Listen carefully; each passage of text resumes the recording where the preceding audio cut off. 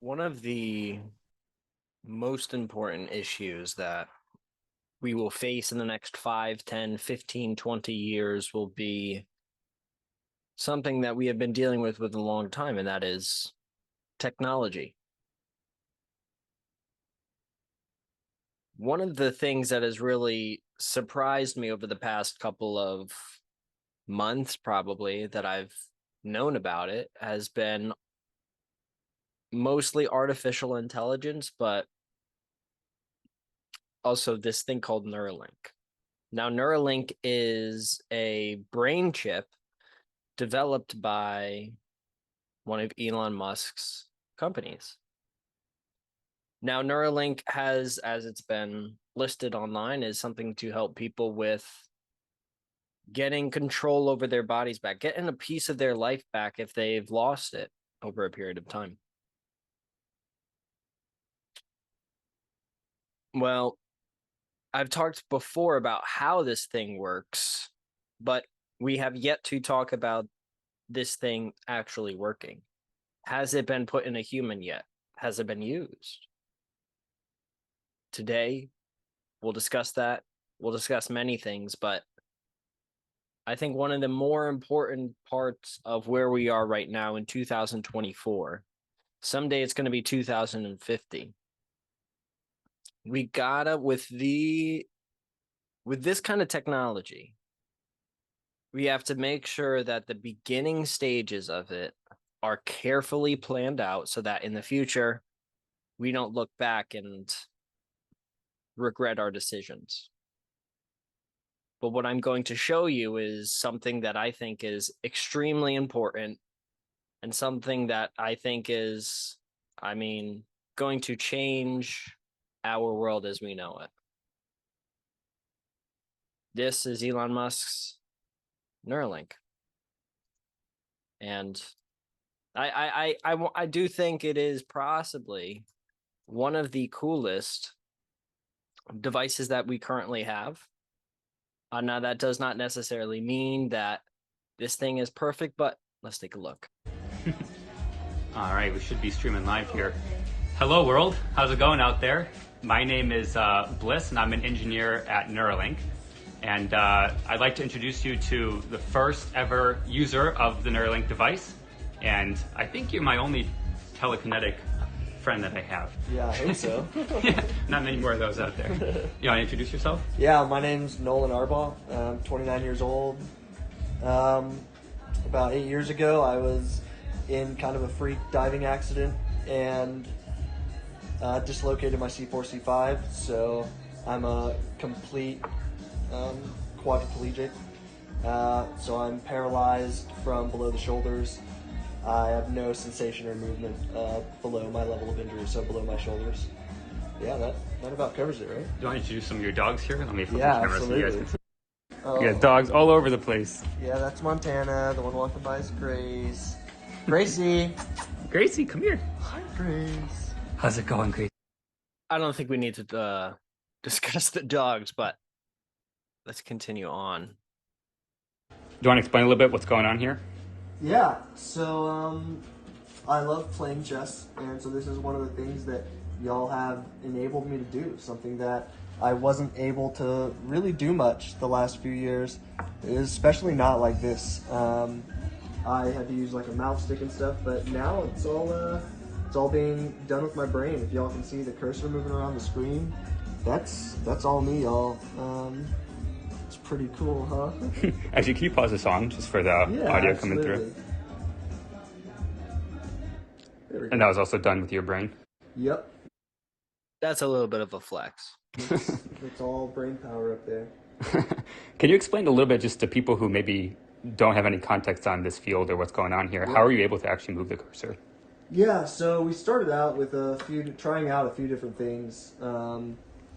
We basically went from what we call kind of differentiating like imagined movement versus attempted movement. So a lot of what we started out with was attempting to move. So I would attempt to move, say, my right hand, left, right, forward, back to move.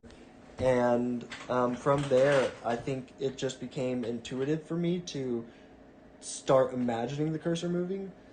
Basically, it was like using the force on a cursor, and I could get it to move wherever I wanted. Just stare somewhere in the screen, and it would move where I wanted it to.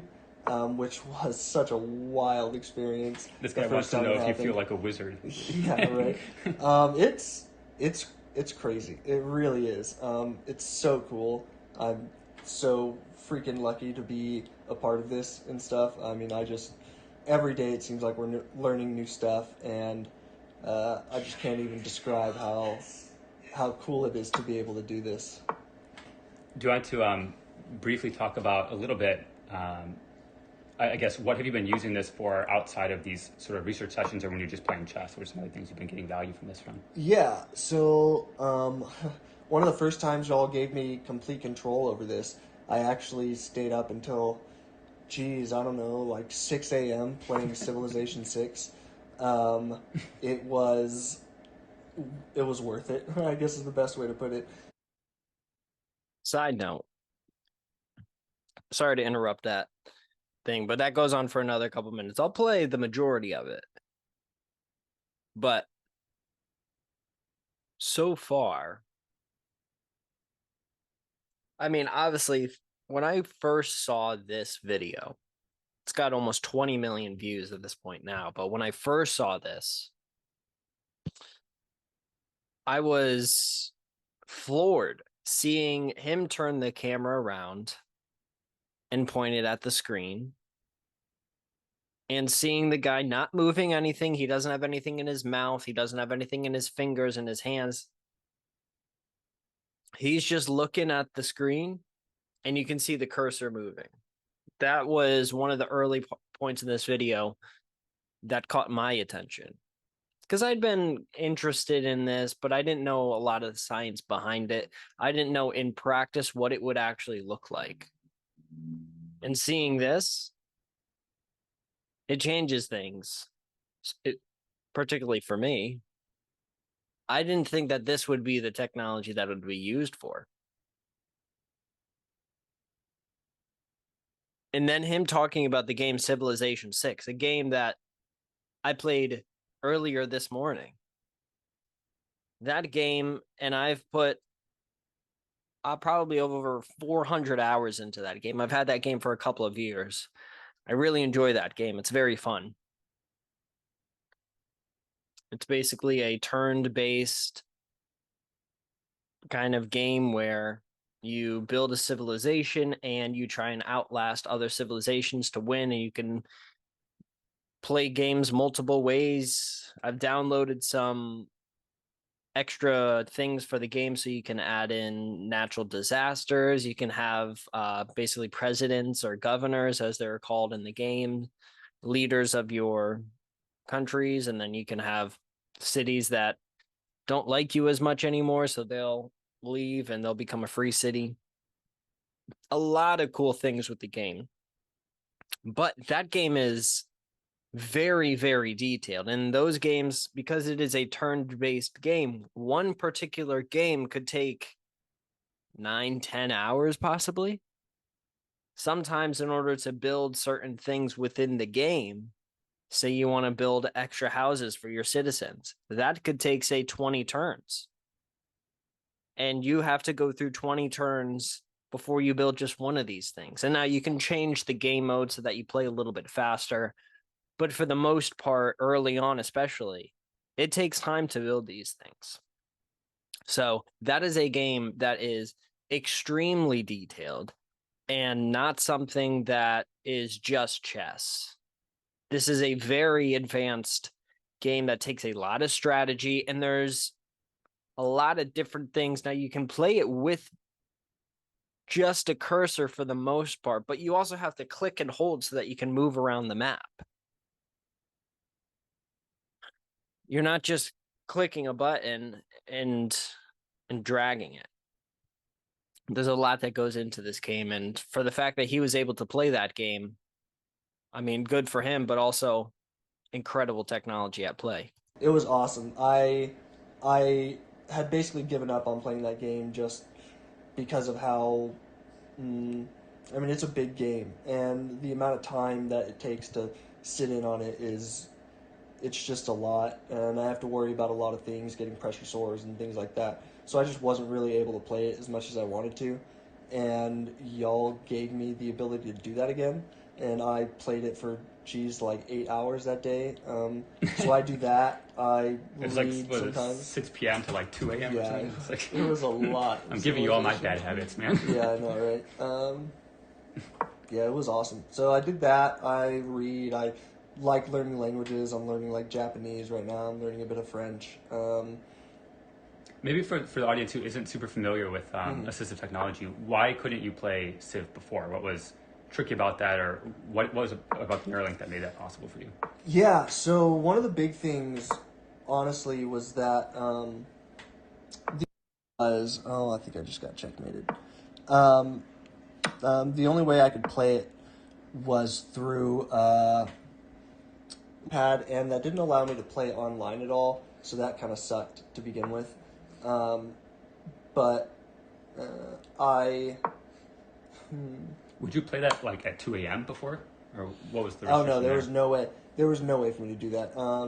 Because when I'm sitting up playing on, say, like my iPad or something, I need complete help from, say, my like parents or something to do it, and I just didn't have that capability to like keep them up all night. That's just not something I would ever want to do.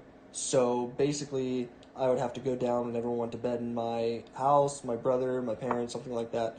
And then on top of that, I can only play for a few hours at a time because, I have to worry about pressure sores and stuff. I have to be readjusted. I have to do weight shifts, things like that. Just things that come with being a quadriplegic and stuff.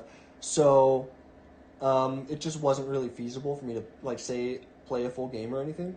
And now I can literally just lie in bed and play to my heart's content. Honestly, the biggest restriction at this point was like having to wait for the like wait for the implant to charge once I used all of it. So play for 8 hours, have to get off and let it charge for a while, and then hopefully be able to play some more. But it's been awesome. It's been so cool, and I'm kicking ass too. So In this that's chess nice. game too. It's Yeah, well, I don't know if I'm gonna win this chess game, but we'll see. And then maybe just one final question. Your mom was showing me a bunch of pictures of you in different Halloween costumes over the years. It's something that you go nuts on. So now that you have like actual, force control over stuff, I guess that opens up the possibility space there a bit. What are you thinking to dress up as this year? I mean, something my friends and I have been wanting to do for a while. I think I'm going to be Professor X. I think that's pretty fitting. Not only because he's in a wheelchair, and I think that just obviously fits perfectly, but now I'm actually a telekinetic, basically. Yeah, and so it's gonna be cool. It's gonna be real cool. My friends and I are really excited. You're gonna about freak it. people out when you say trick or treat. I know, right? Okay, I think that's it for today. Anything else you want to add before signing off? We got more work to do. A lot to learn about the brain here. Yeah, I mean, it's not perfect. I would say that we have run into some issues. I don't want people to think that it is like this is the end of the journey. There's still a lot of work to be done, but it has already changed my life, and I think that people who are thinking about, saying, applying for the human trials or are thinking about, finding some way to help out with this, to do your part. And that's the reason I got into it, was because I just wanted to help. I wanted to be a part of something that I feel like is going to change the world. I think like there's nothing to be afraid of with that. The surgery was super easy. I literally was released from the hospital a day later. I have no like cognitive impairments. Well, I guess none that were caused by the surgery. I beat you in chess like once, so Yeah, I do have a pretty good record in chess right now. As far as just like, yeah, but yeah, I just think that it's really awesome, and I want to thank Neuralink. Very, very cool. And we'll continue looking because, I mean, you can see these later. This is his Twitter account, Nolan Arbaugh. Twitter banned me because they thought I was a bot. X and Elon Musk reinstated me because I am. Pretty funny. And then we have this right here. Neuralink was kind enough to open their doors for me to tour their headquarters a few weeks back. It was an amazing experience and a day I'll never forget. This was at a company-wide meeting at the end of the day. Thank you to everyone who made it possible. Hope y'all enjoy. I'm hoping to tell my story in full someday. This is a 56-minute long video. Next video I want to show, it's actually it's a very special moment to me because it's the first time that Nolan is getting control of the computer cursor on the screen. So what you'll see in this video is Nolan actually exiting the calibration experience and getting control of the cursor for the first time. So here we go.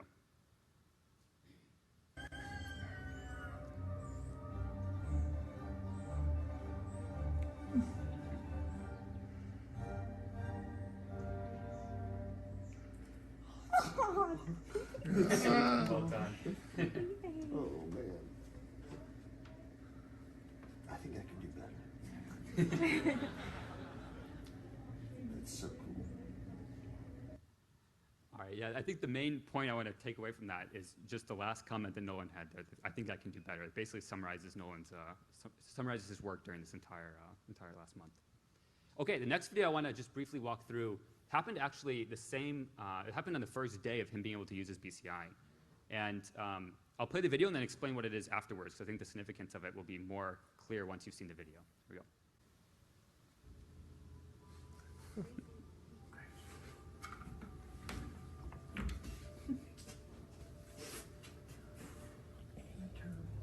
do you feel about that speed? It's good. No, I think I like it.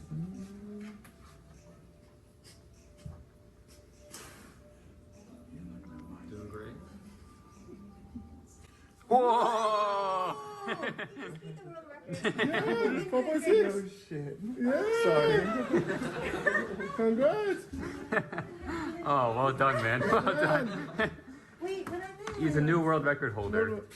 Oh no way. On the first day. There's a little bit of confetti. Yes.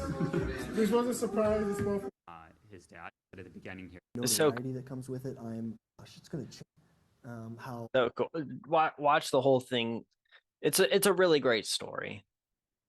And I think this is potentially one of the best forms that you could potentially get out of this, right? This is what you would expect. If you think that you want to be a part of this, please do so. Please do so. I mean,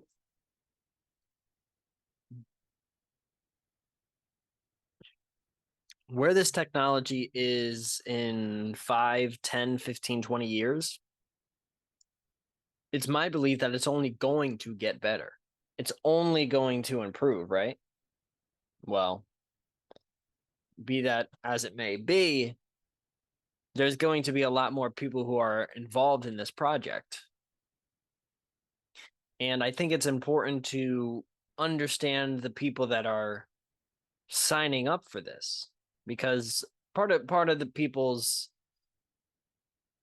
I don't know the word I'm looking for, but people's hesitancy, I guess, to having this become a actual business and an actual product is they were worried that Elon Musk would be controlling people's brains. When in fact, Elon Musk, as it is right now, I'm not going to say that it's going to stay this way forever. Maybe in some period of time, Elon Musk will take over these people's brains and turn them into killing robots.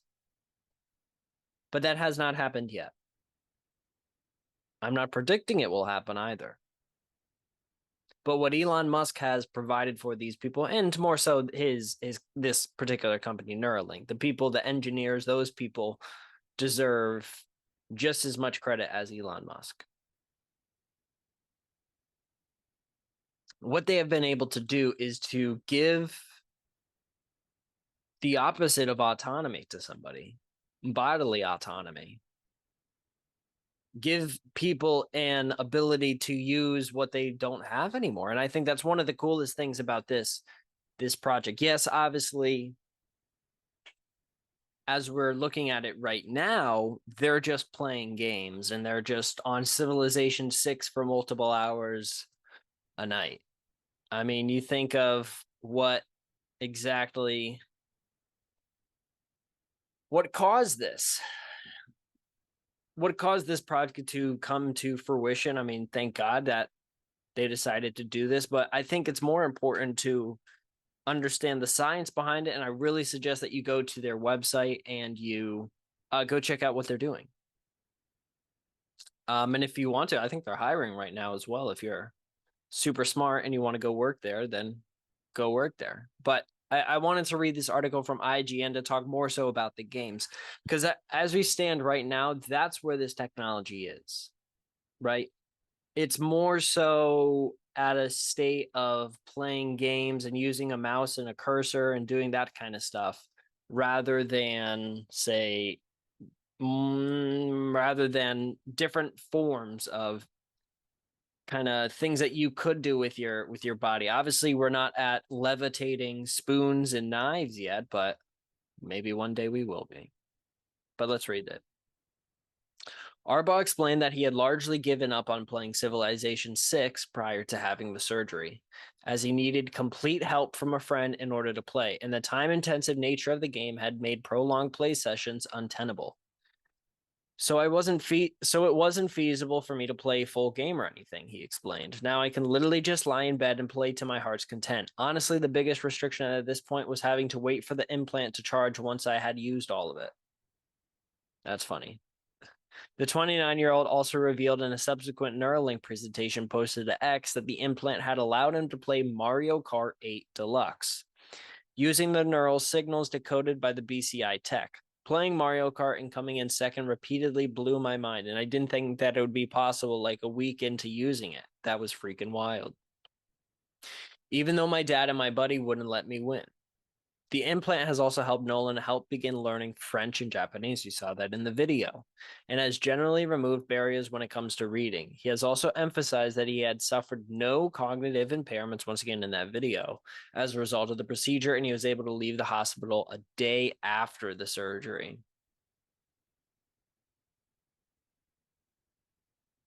Soon after Neuralink posted the video, Musk took to X to re-emphasize his ambitious long-term plan for the technology. The billionaire hopes to eventually use the implants to shunt signals directly from a patient's motor cortex to the relevant part of the body in order to bypass sections of damaged spine and restore mobility lost to paralysis. So that's the next step. And being able to see that is a game changer. People who are literally paralyzed, literally cannot use their limbs, being able to do so using their brain again. That's how important this technology is. Neuralink has also discussed the possibility of using implants to stimulate regions of the brain in order to help blind patients to see with the aid of cameras. So helping blind people to see. Incredible, incredible stuff.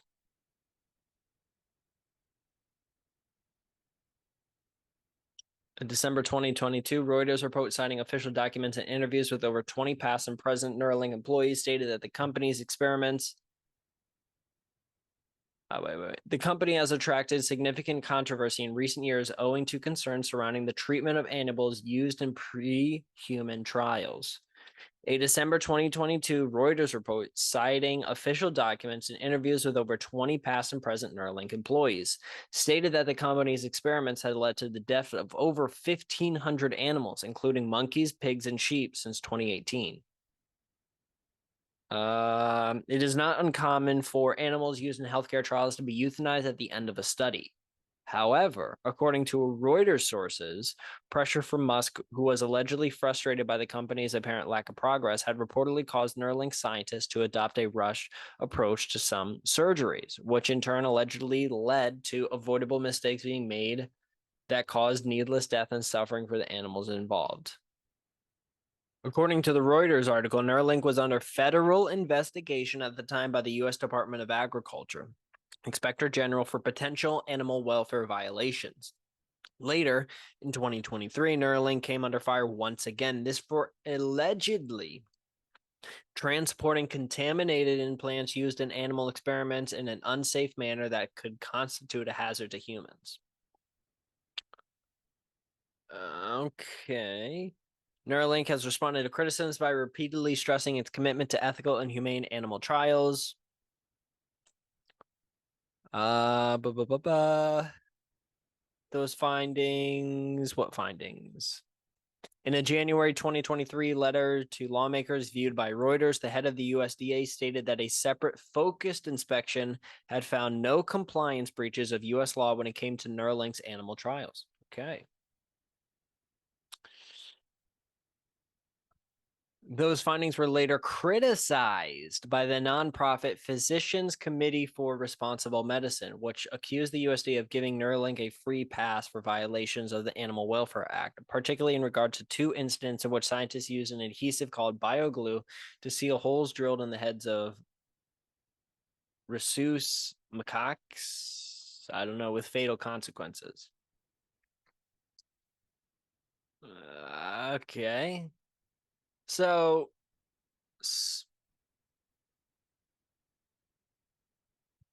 yeah, that's an interesting point, right? You think about in the creation of this technology, unfortunately, there was some lives lost, and that's not a good thing. But you get this technology. Without those animals and without that trial work, this technology, maybe it still is created, but is it in the same form? Is it in the same effectiveness? I don't know for sure. I don't know if Neuralink itself is negligent and a horrible company. I mean, having animals die and killing animals is never a good thing. But these are all alleged. The USDA said that they were good. You have the Physicians Committee for Responsible Medicine saying that they're actually not good. Who's right in this case? I don't know. I'm not reading these reports. I'm not spending that much time into it because I'm more so focused on right now. Right now, we have an opportunity to help out people, and this one company is taking on that challenge. Now, I don't know if these people have to pay anything, if it's covered through insurance, if anything, right? But you can definitely see that it's helping people. All right, moving on. The Starship by SpaceX is one of the more interesting vehicles of the 21st century.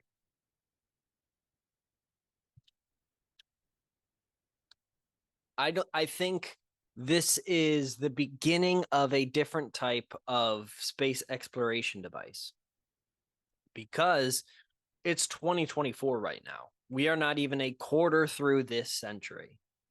And the technology that we're going to have in 2075 when I'm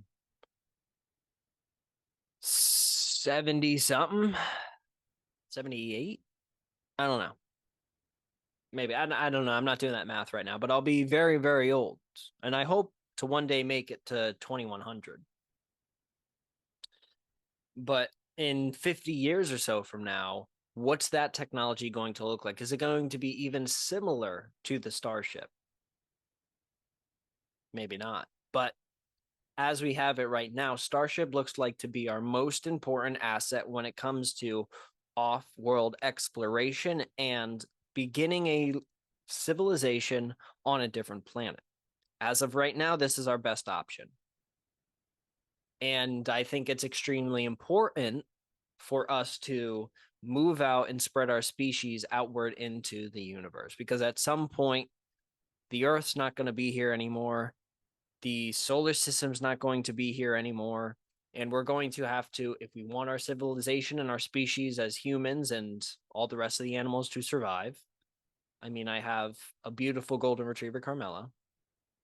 I would like for her species to survive because golden retrievers are the best dogs I've ever had. It does not matter. They are the best dogs, in my opinion. She is the most loving. She is the most loyal. She is the friendliest. She's the most excited dog that I've ever had. And unfortunately, she has a limited lifespan. And that sucks. But by understanding and knowing about that, each and every single day that I get to spend with her is more precious. And I think understanding that each and every single day, us as humans are in a limited window in which we can survive on this planet, it's important for us to try and expand our species more so that our offspring and our great times a million grandchildren are still alive. And I think part of that journey is with Starship. I don't think this is going to be the exact craft that brings our civilization to a different planet, but I think it's the start. I think it's the inspiration for a 5, 6, 7, 8-year-old engineer someplace on Earth right now. Or maybe it's inspiration for somebody who isn't even born yet. But they recently had another test, and it's just cool to see the progress of this ship. So let's take a look.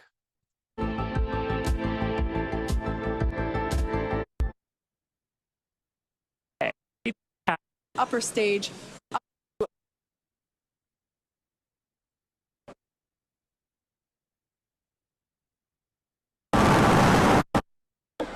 Seven, 6, 5, 4, 3, 2, 1.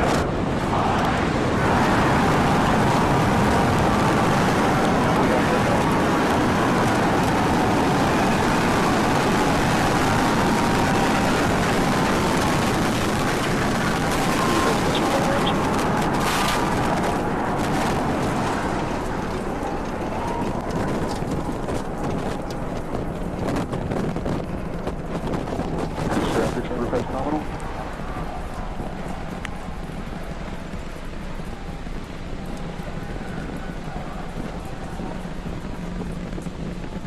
30 seconds into flight, we are feeling the rumble. We are seeing 33 out of 33 Raptor engines ignited on the Super Heavy booster.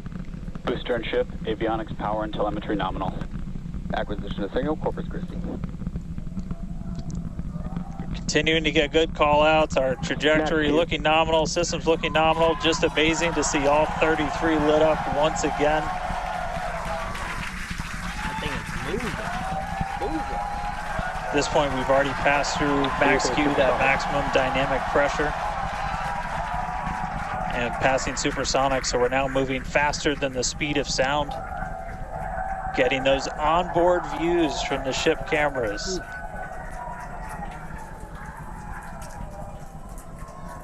Now the next major milestone is going to be a hot staging maneuver. Again, we're going to be doing that in just about 90 seconds. To do that, we're going to shut down all but the 3 center Raptor engines on Super Heavy. That'll be our MECO, our most engines cut off. And then the clamps holding the 2 stages together are going to release. Starship's second stage will ignite its engines, the RVACs first, the sea levels right after that. The sea level engines will be splayed or just kind of pointed out at about a 15-degree angle. So if you look close and we get good tracking, you might be able to see those center right after. Good camera work too. And so those 6 engines will push Starship off of the booster.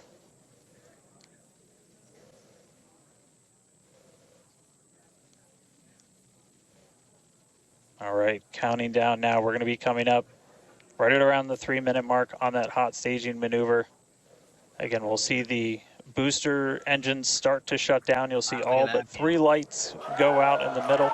And then we'll see the engines ignite on ship, pushing it away.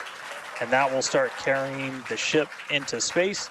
Booster will start to do its flip and then move into the boost back burn, setting it up for eventual splashdown in the Gulf of Mexico. Stage separation.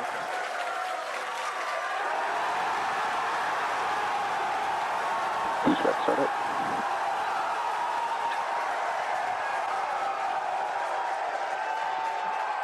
Hot staging confirmed. Boosters now making its way back, seeing 6 engines ignited on ship. Kate, we got a Starship on its way to space and a booster on the way back to the Gulf. Oh man, I need a moment to pick my jaw up from the floor because these views are just stunning. These are live views from Starship. First stage is currently performing the Ship boost. avionics, power and telemetry nominal. Good there, news informing us that the second stage or the ship, everything looking good, nominal there. First stage is currently performing the boost back burn, expecting that to last about 1 minute. That boost back burn. Pressure is nominal. That boost back burn propels the booster back towards the coast, taking it to a landing in the waters of the Gulf of Mexico. We're only using the Super Heavy booster's 13 center engines from here on out. As whenever they relight, you'll be able to see that in the left bottom corner. Those are the ones that can gimbal. In other words, they move and change direction in order to change the thrust to steer the first stage back to Earth.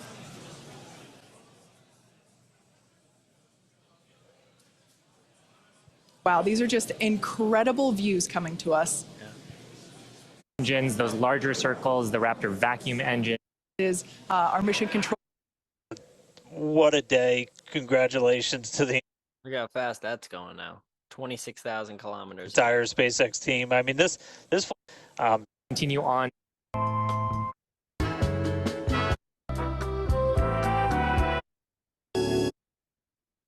There's a signal.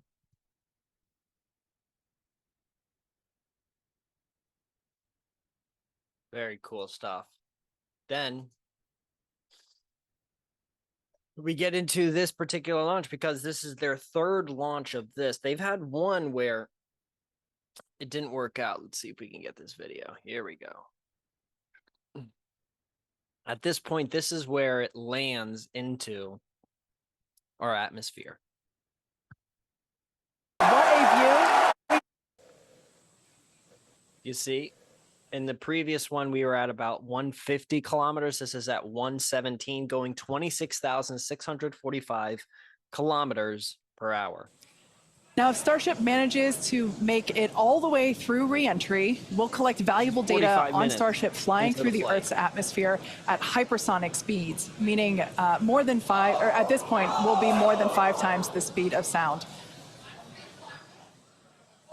Now we're watching these live views, HD views by the looks of it, thanks to Starlink. You can see that the flaps there on the ship might be actuating. I think it's moving. Certainly some incredible visions of planet Earth behind Starship.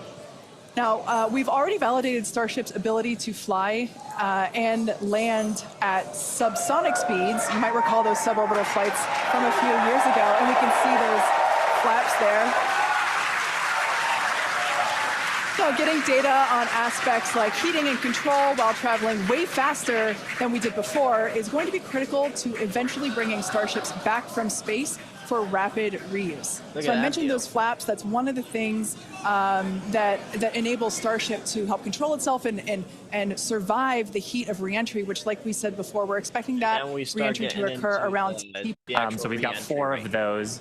And oh man, we can see the heating on those flaps as we're starting to re-enter the Earth's atmosphere. This is where the Earth's atmosphere is doing the work to slow us down. Now, like we said, this plasma field is, wow, what a view. We hope to maintain these views throughout. Starship is so big that we're hoping that the plasma field doesn't entirely blanket the entire vehicle. Right now, it is not. The Starlinks are Views brought to you by Starlink. Yeah, the Starlinks are still communicating and still capturing the data and the video that we see here. I mean, Shiva, this is just absolutely incredible views. We've never seen anything like this before. This is the biggest flying object ever in space. Absolutely, Kate. And it's important to note, with the ascent burn that we did was to get us to orbital velocities, even though we were on a nearly orbital trajectory. So the heating and the loads that Starship is going through right now are what it would be getting if it were recovering from an orbital mission. And just the fact that we have views through entry, this is incredible. Yeah. Again, this is the furthest and fastest that Starship has ever flown. And you can definitely tell by the crowd here in Hawthorne. The heat shield tiles doing their work. We talked about it earlier. Up to 2,600 degrees Fahrenheit that those heat shield tiles are dissipating as we are re-entering. Yeah, now this was one of the critical, or rather the key mission objectives that we were hoping to hit today. We have never, like I said before, this is the fastest and furthest that Starship has ever flown. So this is the first time that we're getting to collect this re-entry data and understand how these 18,000 hexagonal heat shield tiles are working together to protect the belly of Starship as it re-enters the Earth's atmosphere. Once again, the atmosphere is doing us a big favor here by... The atmosphere is actually doing us a huge favor here by acting as a braking system for Starship as it re-enters the atmosphere. And that's part of the reason why the flaps are so important. We're using the body of Starship and the drag from the atmosphere to slow us down from orbital speed, but you want the vehicle to remain stable. You want those heat shield tiles pointed down so they can absorb the heat of the Earth's atmosphere. And so that's the purpose that they are serving during the hypersonic phase and then again during the subsonic phase. Absolutely. So like we said, these views are being provided by a couple Starlink terminals that are positioned on Starship itself. As that plasma builds, we're hoping that we can bring these views back to you, but you can see the telemetry there on the right-hand side of your screen. If you watch closely, you can see the speed decelerating. Again, that's the friction, the measure of success here, which, I mean, I think today has been a huge... I mean, amazing, amazing, amazing. This technology and what Elon Musk is doing currently, and I don't mean to be a fanboy or somebody to say that he's perfect or anything, but I think it's important to talk about these missions and this technology and this science that is being done, because ultimately 5, 10, 15, 20, 25, 30, 100 years from now, the work of this stuff, whether it's Neuralink or SpaceX, is going to advance the human race forward if all things work out. However, say on one of these Starship missions, there's astronauts on board and it fails and those people lose their life. That's not good, right? That would seriously make me question this. And I would have to think long and hard about putting people back on another Elon Musk rocket. Because if this happens just even once, it's very hard to forget, and it's very hard to forgive, especially. But same thing with Neuralink. Same thing with Neuralink. If the Neuralink mission fails and somebody loses their life, or they get injured, say they get injured from their brain implant, that's not good either. So I think it's important to highlight this stuff, but I also think it's important to wait and see on a lot of this stuff. It's looking really good right now, and I'm going to follow it. I'm going to see kind of how this stuff changes over time, but I think this is just absolutely amazing. What I also think is amazing is something that you can see in the night sky. An object that is going to be brilliant. So you can view a supernova explosion. And I will do my best to kind of show you where it is going to happen and also talk about something else that is going to happen here on Earth that you can see. This is nasa.gov. A star system located 3,000 light years away from Earth is predicted to become visible to the unaided eye soon. This could be a once-in-a-lifetime viewing opportunity, as the nova outburst only occurs about every 80 years. T Coronae Borealis, or TCRB, last exploded in 1946, and astronomers believe it will do so again between February and September 2024. And look at this artist concept right here. This is kind of what some people potentially believe could happen. A red giant star and white dwarf orbit each other in the animation of a nova. The red giant is a large sphere in the shades of red, orange, and white, with the side facing the white dwarf the lightest shades. The white dwarf is hidden in a bright glow of white and yellows, which represent an accretion disk around the star. A stream of material shown as a diffuse cloud of red flows from the red giant to the white dwarf. The animation opens with the red giant on the right side of the screen co-orbiting the white dwarf. When the red giant moves behind the white dwarf, a nova explosion on the white dwarf ignites, filling the screen with white light. After the light fades, a ball of ejected nova material is shown in a pale orange. A small white spot remains after the fog of material clears, indicating that the white dwarf has survived the explosion. Interesting. The star system, normally magnitude plus 10, which is far too dim to see with the unaided eye, will jump to magnitude plus 2 during the event. This will be of similar brightness to the North Star Polaris. Very interesting. As we wait for the nova, become familiar with the constellation Corona Borealis, or the Northern Crown. A small semicircular arc near Bootes and Hercules. This is where the outburst will appear as a new bright star. So if you can see it right here, this is Hercules right here. This is Bootes right here. This is the Corona Borealis right here. It will happen right in this area. Conceptual image of how to find Hercules and its mighty globular clusters in the sky created using a planetarian software. Look up after sunset during the summer months to find Hercules. Scan between Vega and Arcturus near the distinct pattern of Corona Borealis. Once you find its stars, use binoculars or a telescope to hunt down the globular cluster M13, which is right here, and M92, which is right here. If you enjoy your views of those globular clusters, you're in luck. Look for another great globular cluster, M3, in the nearby constellation of Bootes. I don't think that's how you pronounce it, but that's how I'm pronouncing it. This recurring nova is only one of 5 in our galaxy. This happens because TCRB is a binary system, which means 2 stars orbiting each other with a white dwarf and a red giant. The stars are close enough that as the red giants become unstable from its increasing temperature and pressure and begins ejecting its outer layers, the white dwarf collects that matter onto its surface. The shallow, dense atmosphere of the white dwarf eventually heats enough to cause a runaway thermonuclear reaction, which produces the nova we see from Earth. Fascinating stuff. I'll keep my eyes on it. So if I see how that is happening, I'll keep my eyes on it so that you can see when that is going to happen. But let's talk about a local thing, something that is going to happen on our planet and potentially, for some people, especially for the older generation, this could potentially be one of the final times that something like this happens for the older population in their lifetime. And I think it's important to treat this event with respect. So what am I talking about? I'm talking about the 2024 total eclipse of our sun by our lovely, lovely moon. So you can see right here, this is the path that will be blocked.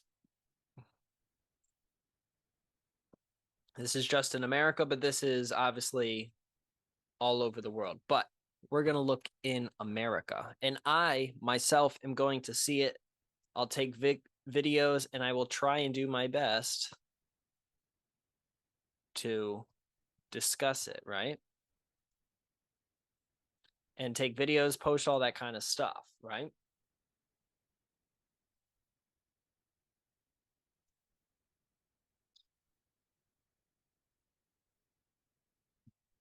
So I'm going to be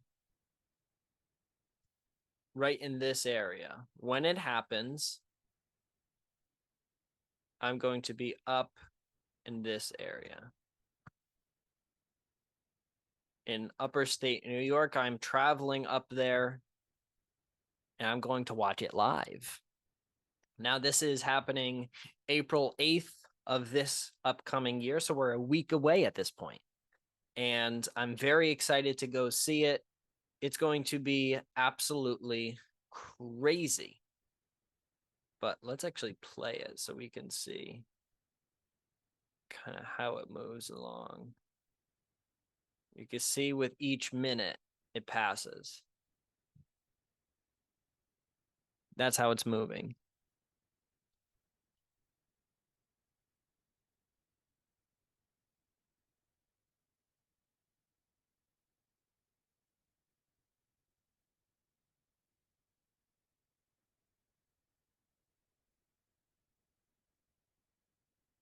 See right here, it's starting to pass over where I will be in New York, which is not very close to Niagara Falls, but I'll stop it pretty much right when I'll see it. Right at about 3:25, 3:30.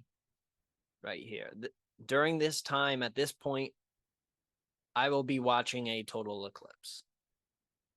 Now, the interesting thing that could potentially happen with this event, and I'm expecting it to happen because that's usually how these things go. I'm expecting the sky to be cloudy and I'm not going to be able to see it, right? That's when I'm 100. I don't have a doubt in my mind that that's going to happen, and it's going to make me very sad. I am prepared that that is going to happen. That is my conclusion. I hope it doesn't, but I feel like it's probably going to happen, which sucks. But in the case that it doesn't, I'll take all the videos, I'll take all the pictures, and I'll do everything I can to capture a glimpse of it. But this is a very important thing. This is actually not going to happen again for quite some time. I mean, you look at Buffalo, New York, it's going to the maximums right at 320. Totality is from 318 to 322. So you have 4 minutes of when the complete sun is blacked out. So this thing is fast. You have to be there at the right time. But I'm so excited. So excited. And if you have the opportunity to travel and go see this, go do it, because something like this is not going to happen for quite some time, probably till 2040s in that time. So if you think another 20 years, some people may or may not be here. If you're in your 60s or your 70s right now, or your 80s, and we're asking you to live another 20 years, maybe there's a chance that you could see the next one, but there's a chance that you could not. So it's very important for the older population to see it, because these events symbolize that we're literally on a planet right now, and just we are so small and so insignificant. Events like these keep us humble and keep us grateful for our time here on this planet. And also, the other thing that you will potentially see is this. As the sun is blocked and you have your glasses on, if you do this without glasses, you will burn your eyeballs. So do not look at the sun without anything on your face. And I'm not saying Ray-Ban sunglasses. There are special sunglasses that you can get. I got a pair from Lowe's, but there's a special thing that you can get that can allow you to look at this without burning your eyeballs out. But when the sun is blocked, there is a potential chance that if you look at the outer layers around the moon, which is in blocking of the sun, you could potentially see some solar flares, which is very, very cool. Obviously, I've talked about solar flares, coronal mass ejections a couple of episodes ago, and how that is what creates the aurora borealis, or the northern lights. So it would be very cool to be able to see that in real time, because usually you just see pictures of it, right? And then, yes, when is the next total solar eclipse visible from the US? It will be 20 years before there's a chance to witness a total solar eclipse in the United States again. According to NASA, after the total solar eclipse on April 8th, 2024, the next total solar eclipse can be seen from the contiguous US will be on August 23rd, 2044. Now, that says the US, so maybe potentially somewhere else on Earth, there will be a lot better time to see a total solar eclipse in, say, Europe or Asia or someplace else on on the planet. And this one, the path of totality will only touch 3 states: Montana, North Dakota, and South Dakota. It will begin in Greenland, sweep through Canada, and end around sunset in Montana, North Dakota, and South Dakota. So to see this one, you actually have to be outside of America if you want to get the best view of it in the middle of the day. So this is a really good opportunity to see something absolutely insane. And now this is just explaining what a total solar eclipse is. The difference between a solar eclipse and a total solar eclipse is a total solar eclipse, the moon completely blocks the light from the sun at a particular point on the face of the earth. It gets 100% in between the light coming from the sun to earth. And it blocks out all that light, and it makes wherever you are on that piece of land very, very dark, and it actually cools it off for a little bit as well.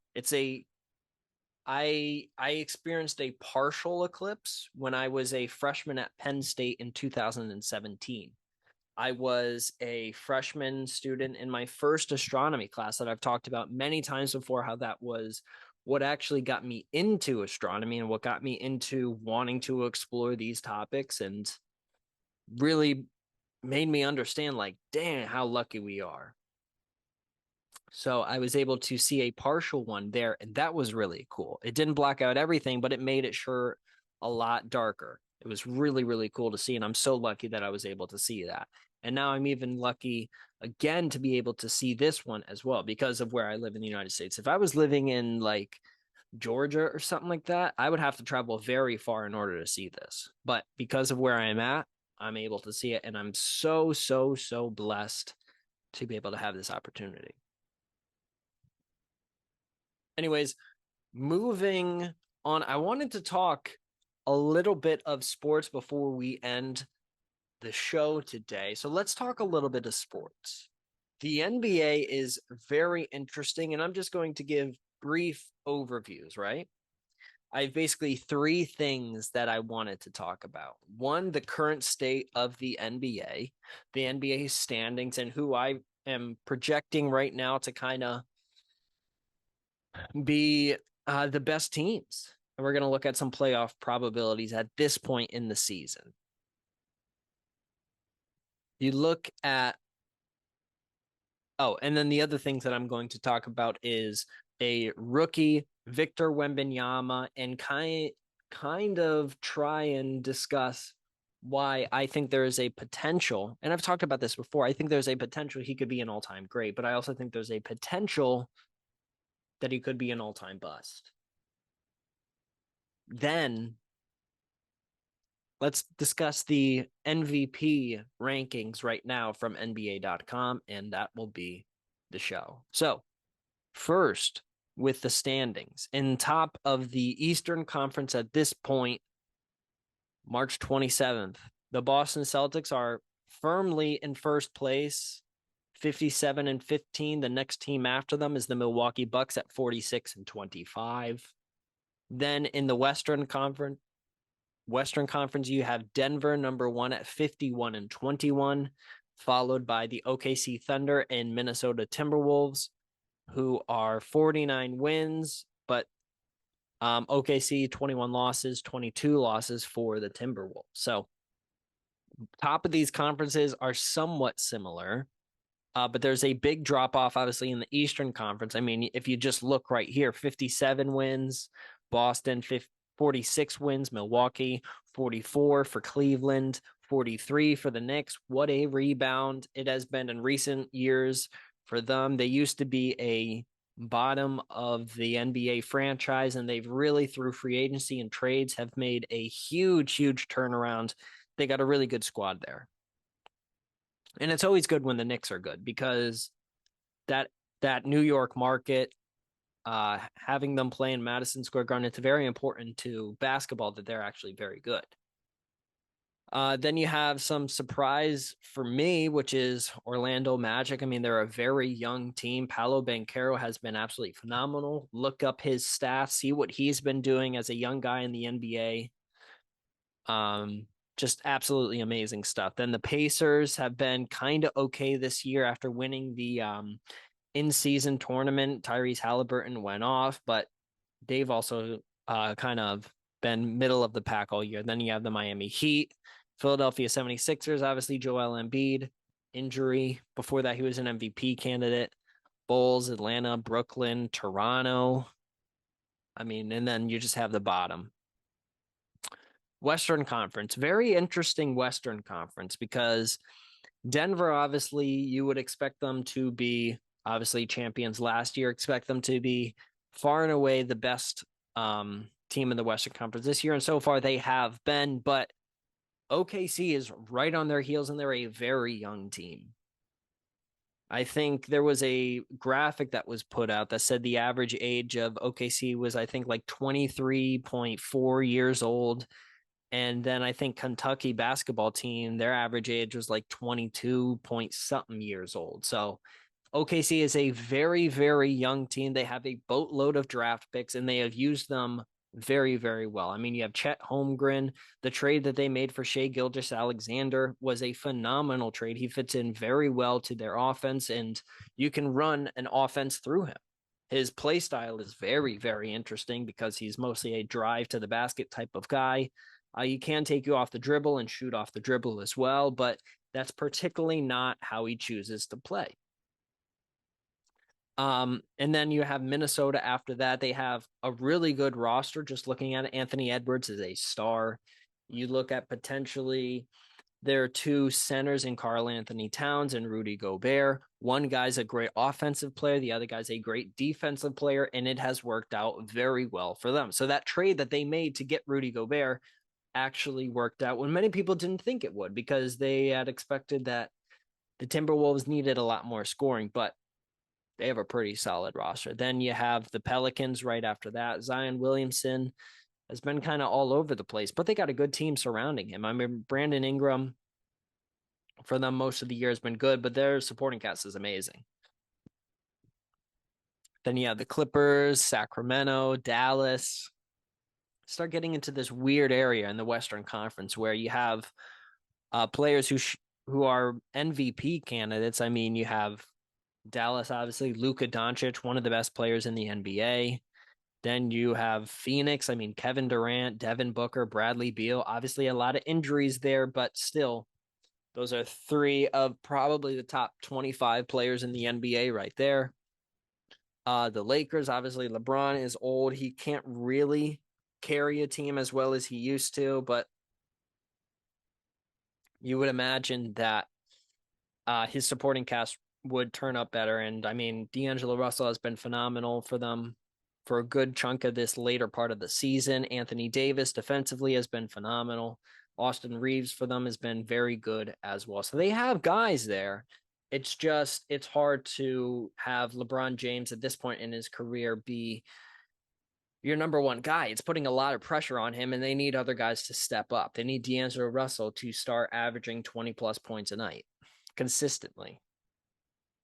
And then you have the Warriors right after them. I mean, the Lakers and the Warriors 2-3 years ago were championship caliber teams, and they've really fallen off. And I think part of it is the age of their stars in LeBron and Steph Curry. But I also think it's just, you can't pay everybody. They've had a lot of guys leave their team. Jordan Poole comes to mind for the Warriors. I mean, he hasn't done amazing in Washington. As you can see, they're the second worst record in the NBA, 14-58. Not good at all.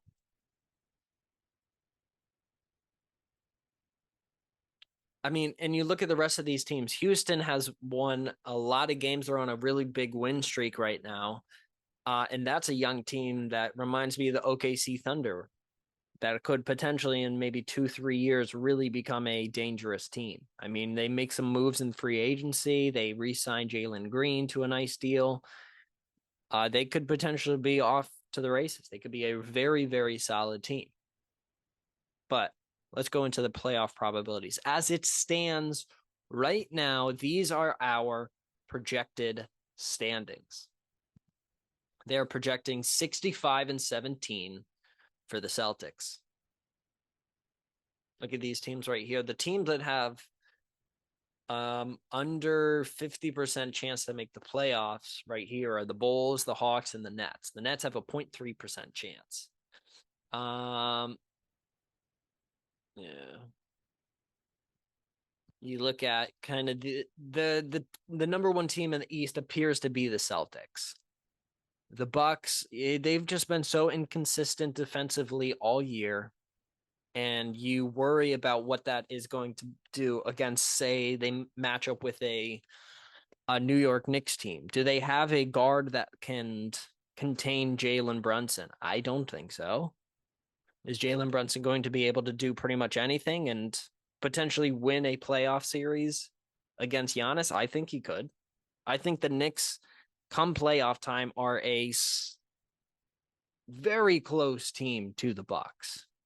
As their record stands right now, it doesn't appear like it, but they got guys that simply can't match up against. Obviously, Damian Lillard, when it comes to playoff time, is a different thing, but they got Jalen Brunson. So maybe Damian Lillard is a couple points a game better, but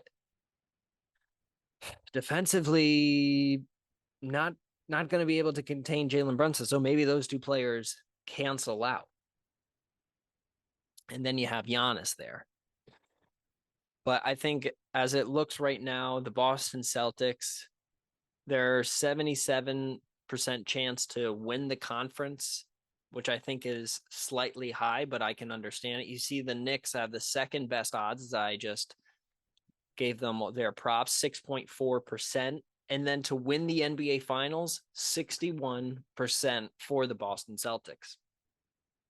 And then also, interesting, second highest, New York Knicks at 2.4%, which I think is interesting. I don't think the Boston Celtics are going to win a championship this year, though.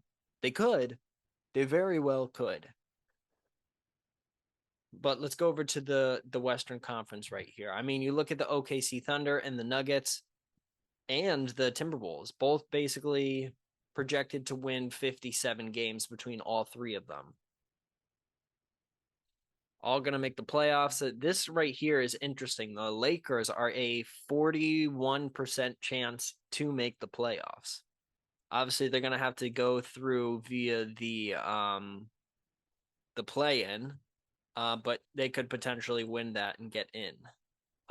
Warriors right behind them at 27% chance. So these two teams have a better shot at making the playoffs than the teams in the Eastern Conference, and that's just how close it is in the West. But you see the win conference over in the Western Conference is very, very evenly matched. I could see a situation where the Minnesota Timberwolves play in the Western Conference Finals against the Denver Nuggets. I don't know about the Oklahoma City Thunder. I do not know if a team that young could go to an NBA Finals. I question it. I question it very much. I could be wrong, but I'm going to state right now that the Oklahoma City Thunder are not going to the NBA Finals. I think the matchup in the Western Conference Finals is going to be the Denver Nuggets and the Minnesota Timberwolves.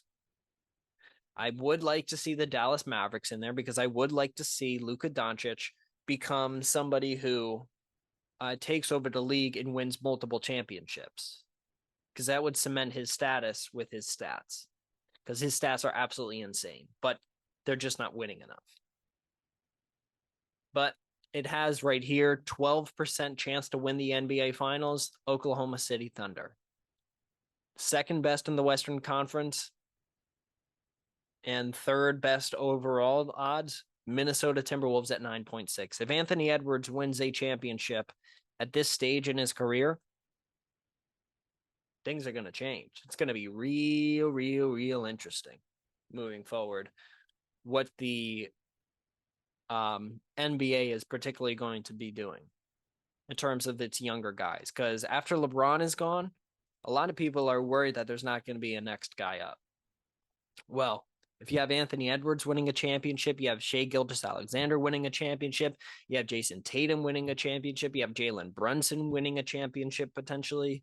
You have young guys who could become real superstars and all-time greats. I mean, if Giannis wins another championship, another finals MVP. Damian Lillard wins a championship as well. You have a next generation, not so much Damian Lillard or even Giannis, because Giannis is getting close to 30 on the backside of 30 almost. You have a good next generation of guys. But I do want to talk about this guy right here, 20-year-old Victor Wembanyama.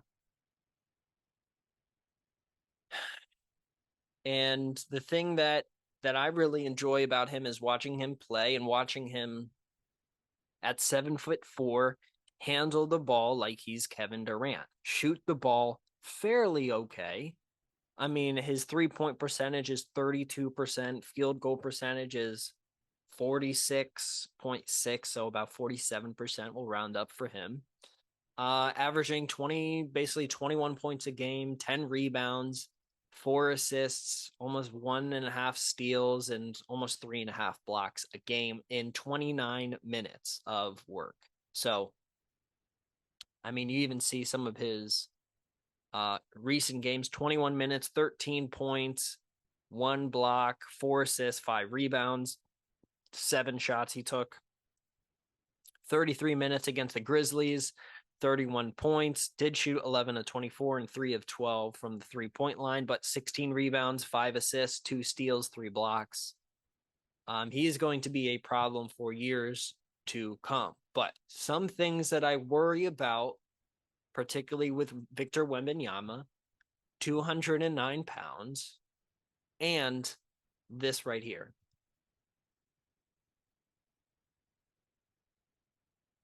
Injuries. A 20-year-old who has been playing basketball for multiple years of his life. He did not just start playing basketball, right? I worry about the stress on his body from playing 82 games a year. I don't know if we'll ever see him play 82 games a year. And that worries me because I don't know if he's going to last 15, 20 years. I don't know if he's going to be a Tim Duncan where he plays a long, long time as a big man. He's certainly not going to be LeBron. I could be proven wrong, but at 7'4", at 20 years old, and he's probably been playing for over a decade already, since he's 10 years old. Probably. Played professionally over in France, so he's played against some real competition, and he's been a professional basketball player for a multitude of years already. So he's been consistently playing basketball, and that's my worry. My worry is that he's put too much stress on his body. And seeing something like this, Wembanyama was injured during Saturday's 131-106 loss to Phoenix. He did not play in the fourth quarter. He tweaked it sometime during Saturday's game and kept playing, Coach Greg Popovich said, and it bothered him afterwards.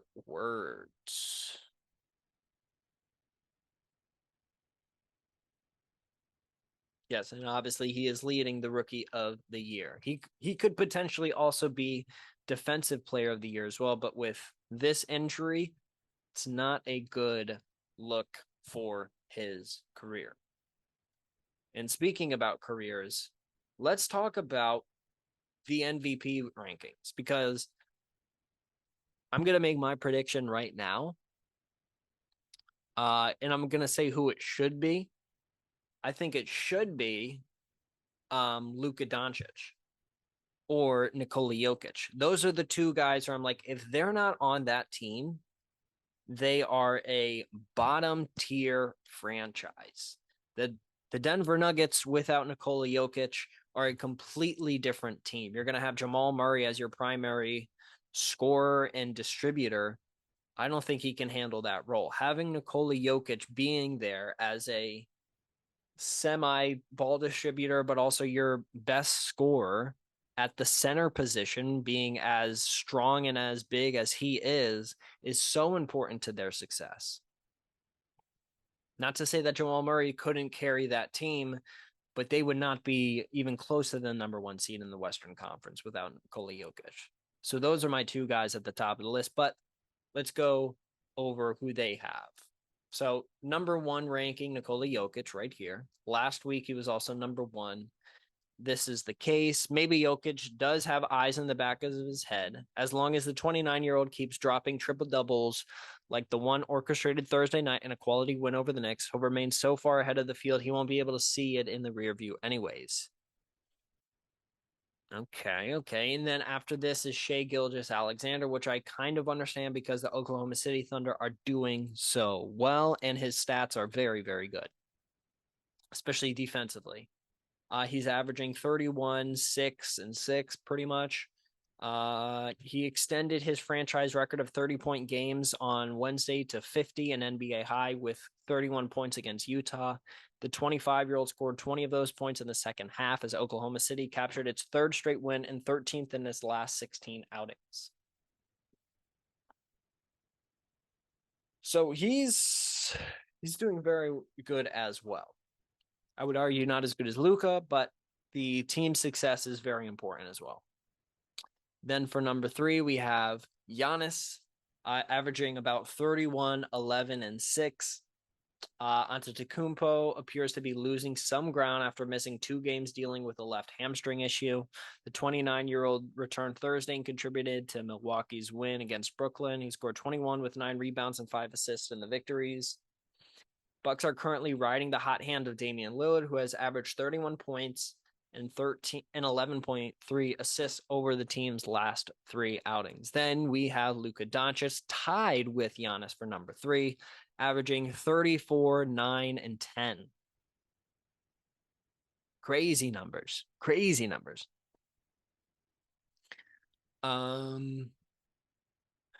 Doncic produced perhaps the ugliest triple-double of the season Tuesday in San Antonio, shooting 6 of 27 against the NBA's 28th rated defense. But this is all about winning, and the 25-year-old keeps delivering on that front.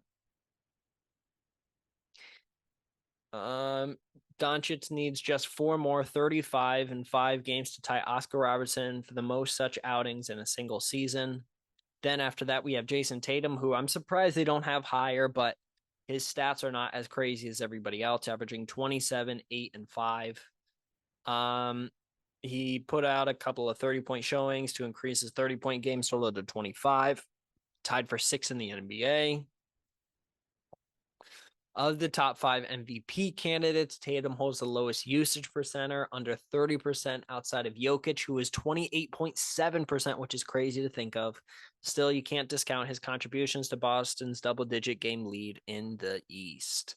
Then after that, you have Domantas Sabonis, Kawhi Leonard, Kevin Durant, Devin Booker, and Anthony Edwards. Also, some other guys who could potentially be in there.